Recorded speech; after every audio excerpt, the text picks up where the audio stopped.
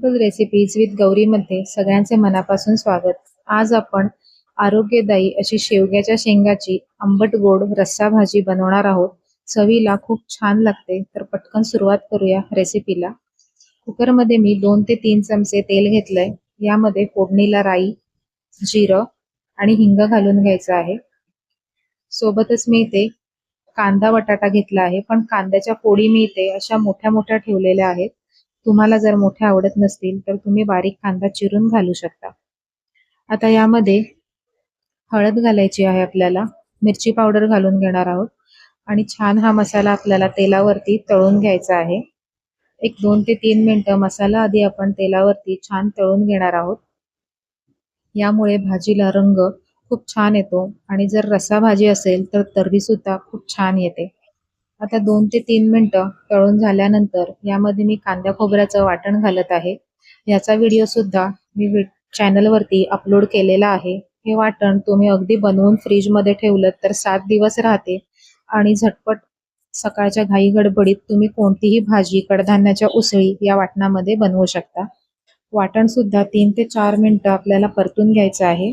त्याने काय होतं, वाटणाचा कच्चटपणा निघून जातो आणि भाजीला कच्चट उग्र असा वास येत नाही। तर बघा, हे वाटण सुद्धा आता छान परतून झालेलं आहे। यामध्ये मी घालते चिंच आणि गुळाचा कोळ। यामुळे भाजीला चव छान येते, आंबट गोड अशी रस्सा भाजी ही लागते। पाणी तुम्हाला जशी भाजी पातळ किंवा थोडा घट्ट रस्सा हवा असेल त्या हिशोबाने तुम्ही पाणी घालायचं आहे। एकदा हे छान असं मिक्स करून घेऊया। चवीनुसार मीठ घालून घ्यायचं आहे। छान हे ढवळून झाल्यानंतर सगळ्यात शेवटी आपल्याला याच्यात शेवग्याच्या शेंगा घालायच्या आहेत। मी या शेवग्याच्या शेंगांची सालं वरची जाड जी असतात ती थोडीशी काढून घेतलेली आहे। खूप जास्त सालं काढायची नाहीत, म्हणजे शेंगा थोड्या घट्ट राहतात, ओव्हरकुक होत नाहीत। शेंगा आपल्याला यामध्ये मिक्स करायच्या नाहीयेत, अशा वरच्या वरच ठेवायच्या आहेत, कारण शेंग खूप लवकर शिजली जाते। जर तुम्ही अगदीच मिक्स केलं तर ती खूप ओव्हरकुक होईल आणि मग त्या पूर्ण विरघळून जातात। तर कुकरचं झाकण लावून घ्यायचंय आणि एकच शिट्टी हाय फ्लेम वरती आपल्याला घ्यायची आहे। पूर्णपणे वाफ निघून गेल्यानंतरच झाकण उघडायचं आहे। आपली शेंगांची रस्सा भाजी ही इथे तयार झालेली आहे आणि शेंगा तुम्ही बघू शकता अजिबात विरघळलेल्या नाहीयेत, छान अख्ख्या अशा राहिलेल्या आहेत। कुकरच्या एका शिट्टीमध्ये असं वाटतं लोकांना की बटाटा कसा शिजणार, पण बटाटा आपण तेलावरती आधी एक 3-4 मिनिटं छान असा परतून घेतला ना, तर एका शिट्टीमध्ये बटाटा सुद्धा खूप छान शिजला जातो। तर तुम्हाला सुरुवातीला आज मी आधी बटाटाच दाखवते। बघा, सहज तुकडा झालाय त्याचा आणि शेंगा तर काय शिजतातच लगेच।